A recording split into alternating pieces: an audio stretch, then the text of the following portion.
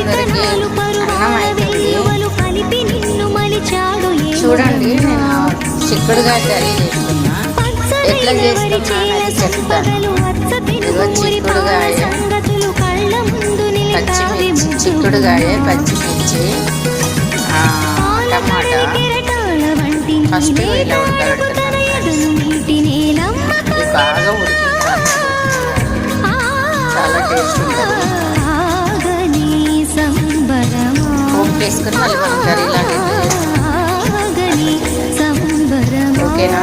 అన్నం అయితే అవుతుంది.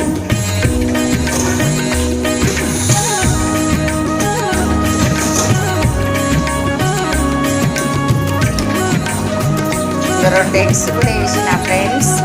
ఎగ్స్ ఎందుకు వేసిన అంటే మళ్ళీ వేరు వేరు ఉడకబెట్టడం అందుకని మంచిగా ఫ్రెష్గా కడిగి వేసాను.